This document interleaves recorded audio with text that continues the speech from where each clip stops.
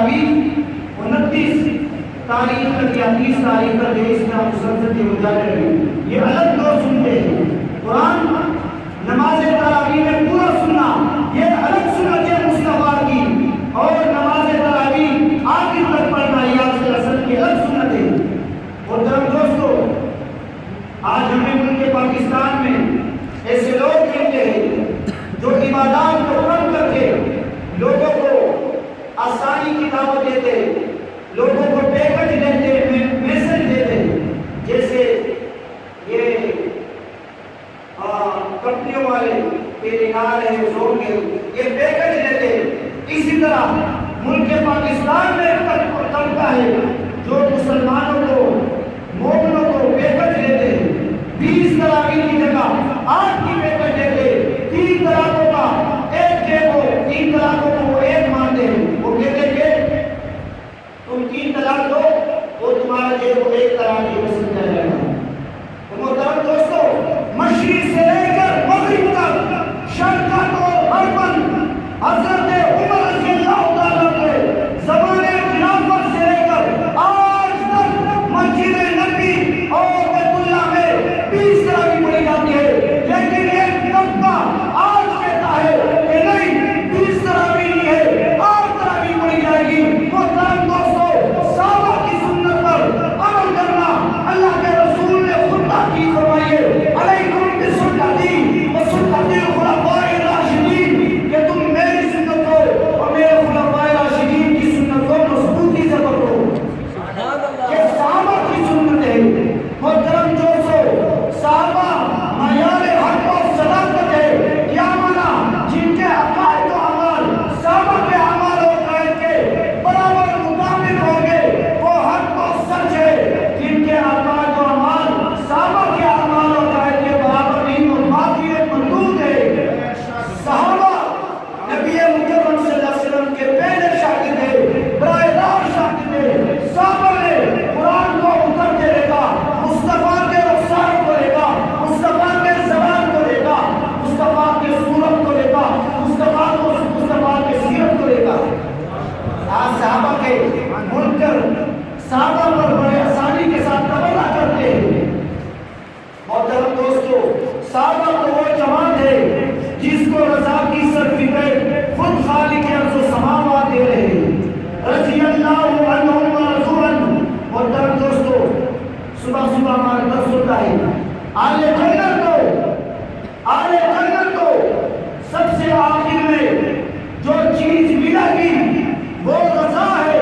صحابہ کو جنت سے پہلے دنیا میں اللہ نے رضا کی سرٹیفکیٹ دے دی, رضی اللہ عنہم و رضوا عنہ. اور جنتیوں کو جنت میں سب سے آخر میں یہ نعمت ملے گی. محترم دوستو, صحابہ کے ساتھ محبت, صحابہ کے ساتھ عشق یہ ایمان کا جز ہے. اہل بیت کے ساتھ محبت یہ ایمان کا جز ہے. محترم دوستو, آپ لوگوں کو آپ کے ایمان کو خراب کرنے والے ملیں گے, اور علماء حق سے اور قابل حق سے آپ کو دور کریں گے. علماء حق پر ہمیشہ سے قوموں کو اعتراض کرنے والے موجود رہے, اور اب بھی یہ آئندہ بھی ہوں گے. کیوں؟ یہ سلسلہ محمد مصطفیٰ صلی اللہ علیہ وسلم سے چلا آ رہا ہے. محمد مصطفیٰ پہ بھی تو لوگوں نے تبرہ کیا, اعتراض کیے کہ اس پہ جو کلام نازل ہوا ہے یہ گانوں کا کلام ہے, یہ شاعروں کا کلام ہے, یہ مجنونوں کا کلام ہے, اور یہ جادو ہے. محترم دوستو, وقت بھی کم ہے, اس پہ جو مستقل واقعات ہیں. محترم دوستو, ہمیں چاہیے کہ ہم صحابہ کے ساتھ محبت کریں, صحابہ کی اتباع کریں, صحابہ کی پیروی کریں, صحابہ کو اپنا نمونہ بنائے. آج ہم اہل مغرب کو, یورپ والا کو اپنا نمونہ بنا رہے ہیں. محترم دوستو, ہم نماز کی ہر رکعت میں غیر المغضوب علیہم ولا الضالین پڑھتے کہ اللہ ہمیں مغصوب اور ظالم کے راستے سے بچا. لیکن پھر جب ہماری زندگی کی باری آتی ہے ہم مغصوب اور ظالم کی سیرت کو اپناتے ہیں, ان کے اعمال و کردار پر چلتے, سورت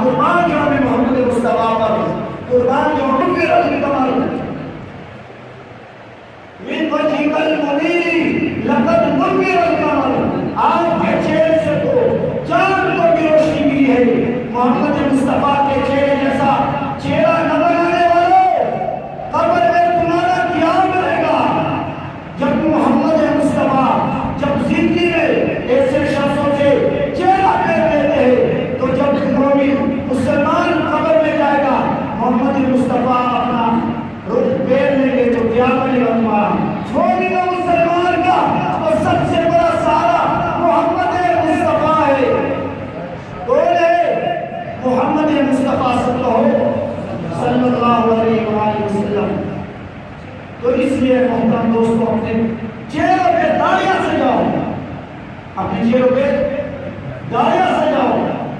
اور تب دوستو تاکہ آسمان سے فرشتے اتریں گے, نہ کوئی نبی آئے گا, نبی کی ساری تعلیمات اللہ کا پورا قرآن ہمارے پاس موجود ہے, صحابہ کے واسطے سے امت کو ملا ہے اور یہ قیامت تک رہے گا اور اس میں سارے احکامات درج ہیں.